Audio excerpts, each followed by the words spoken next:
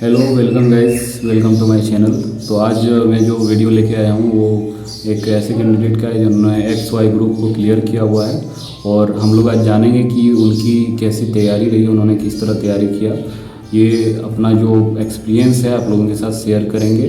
तो सबसे पहले भरत, आपका स्वागत है हमारे चैनल पर। Thanks to Nilesh to inviting me to your channel. सो भरत, आप पहले ये बताइए कि आपने एग्ज़ाम क्लियर कब किया था? 2020 इनटेक का एयरफोर्स XY का। तो भरत, क्या आप बता सकते हैं कि कौन कौन से बुक जो हैं एक्स या वाई ग्रुप को क्लियर करने के लिए बेनिफिशियल हो सकते हैं हमारे व्यूअर्स के लिए? ग्रुप एक्स के जो पैटर्न होते हैं वो 12th लेवल के होते हैं और ग्रुप वाई के जो पैटर्न होते हैं वो लगभग 10th लेवल के होते हैं। तो अगर हम जनरल स्टडी की बात करें तो फिर या फिर आप 12 अच्छे से पढ़े हो या फिर 10 वाई ग्रुप के लिए अच्छे से पढ़े तो आराम से क्लियर कर सकते हैं। और जहाँ तक इंग्लिश सेक्शन की बात, तो वोकेबलरी थोड़ी बहुत तो होनी चाहिए, वो स्ट्रॉन्ग कर ही सकते हैं। रीडिंग न्यूज़पेपर और कुछ बुक्स आती है अच्छी, एंटीनोम्स साइनोम्स के, वो सारी चीज़ें पढ़ सकते हैं। और ग्रामर के लिए Oxford junior grammar is best. तो क्या आपने जो अपनी तैयारी में ग्रामर को भी उसमें शामिल किया हुआ था? हाँ, मैंने ग्रामर को शामिल किया हुआ था।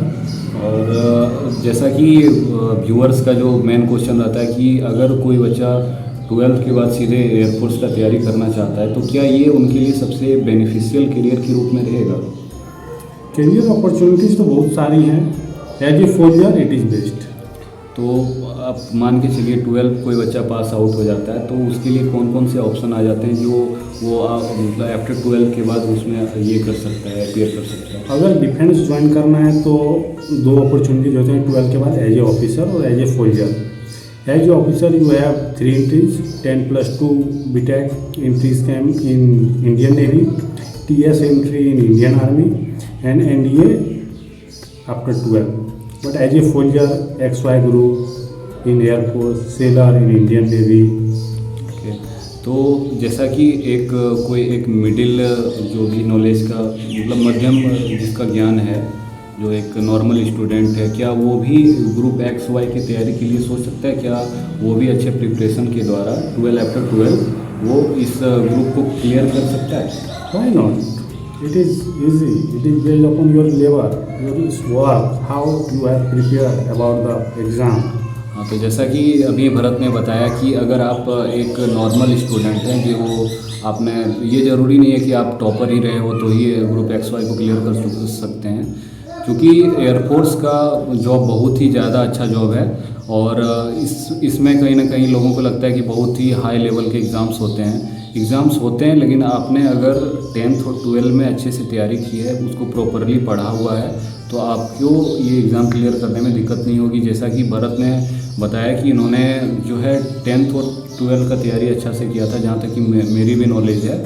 और इन्होंने बहुत ज़्यादा बुक को जो है अपने मतलब पढ़ा नहीं था इसमें एक्स वाई के लिए, एक लिमिट बुक ही इन्होंने पढ़ा था और इनका दोनों ग्रुप क्लियर हो चुका है, ये आपके सामने है। तो भरत, इसके एयरफोर्स एक्स वाई जो है मेनली इसका काम क्या रहता है, या फिर ग्रुप एक्स जो होता है डिपार्टमेंट, इसके लिए सिलेबस क्या होता है और वाई के लिए सिलेबस क्या होता है? ग्रुप एक्स में टोटल 70 क्वेश्चन होते हैं। 20 question from English in which grammar, comprehension, synonyms, antonyms included होते हैं। और ग्रुप और 25 क्वेश्चन होते हैं आपके फिजिक्स से, 25 क्वेश्चन होते हैं मैथ्स से।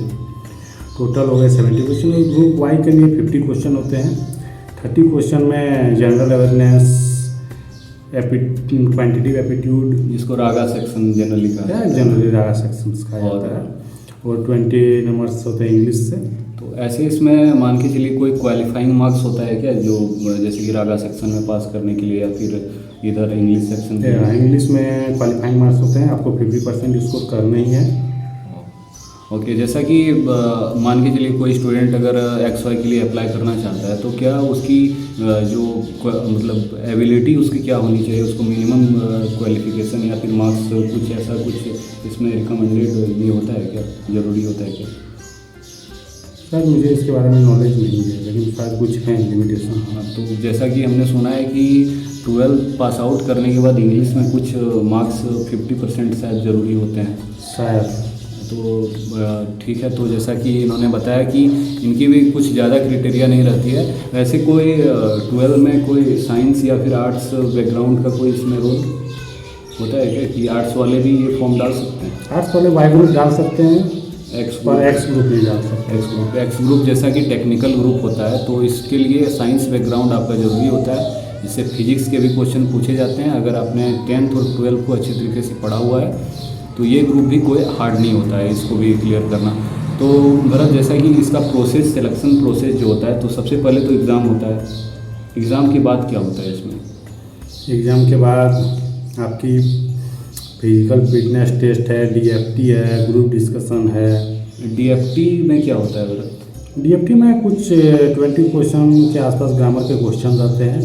अच्छा, तो इसके बाद ग्रुप डिस्कशन का राउंड आता है। तो फिजिकल फिटनेस टेस्ट के बाद ही होती है सारी ये प्रोसेस, और एक ही दिन में होती है। ओके, तो ग्रुप डिस्कशन में जो है मेनली वो किस लेवल का तैयारी होना चाहिए? क्या एक जनरल जो बच्चा है, जो मिनिमम मतलब एक एवरेज उसका इंग्लिश में ये है पकड़ है, तो क्या वो भी क्लियर कर सकता है? सबसे पहले ग्रुप डिस्कशन की जो बात है, इसमें मैं एक सजेशन देना चाहूँगा। अगर कोई जो कैंडिडेट है बिहार और झारखंड के, वो प्रेफरेंस एग्ज़ाम प्रेफरेंस दें पटना। अगर वो पटना एग्ज़ाम प्रेफरेंस देते हैं तो उनकी अगर सेकेंड फेज की जो एग्ज़ाम होगी वो होगी बिहटा, एयरफोर्स स्टेशन बिहटा में होगी। बिहटा में प्रेफरेंस ये है कि इंग्लिश पे ज़्यादा जोर नहीं दिया जाता ग्रुप डिस्कशन में। और नॉर्मली अगर 220 स्टूडेंट एक साथ जाते हैं तो लगभग 170-160 स्टूडेंट सेलेक्ट हो ही जाते हैं। दूसरी जगह ये रेशियो बहुत ही कम है। इसलिए अगर सिलेक्शन सेकंड फेज को अच्छे से क्लियर करना है, नॉर्मली क्लियर करना है, तो बेस्ट प्रेफरेंस है कि आप पटना एग्ज़ाम सेंटर चुनें, जिससे कि आपका एग्ज़ाम जो सेकंड फेज का एग्ज़ाम ये हो वो भी एयरफोर्स स्टेशन बिहटा में ही। ओके, तो जैसा कि ग्रुप डिस्कशन में आप क्वालिफाई कर जाते हैं, तो उसके बाद आपको किस चीज़ के लिए या फिर आपका क्या प्रोसेस रहता है? ग्रुप डिस्कशन में अगर आपके बाद क्लियर कर जाने के बाद आपकी सारी प्रोसेस लगभग खत्म हो जाती है। लास्ट प्रोसेस ग्रुप डिस्कशन होता है सेकेंड फेज का। उसके बाद आपके लिए मेडिकल चेकअप के लिए जो एडमिट कार्ड है वो रिलीज कर दी जाती है।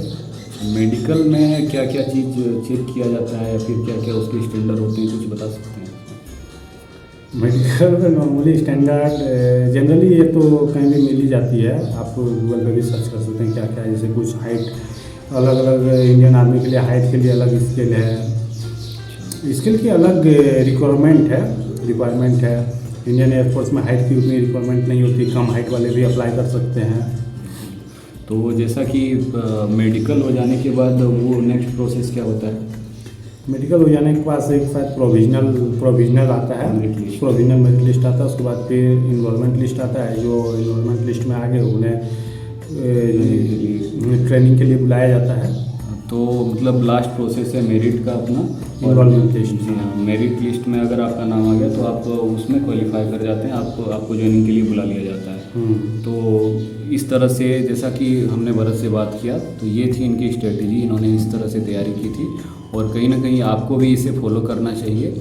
आप भी ग्रुप XY या फिर एयरफोर्स या नेवी अदर सेक्टर्स में भी, क्योंकि ग्रुप XY जो एयरफोर्स का होता है बस उसी के करीब में नेवी का भी शायद सिलेबस वही रहता है।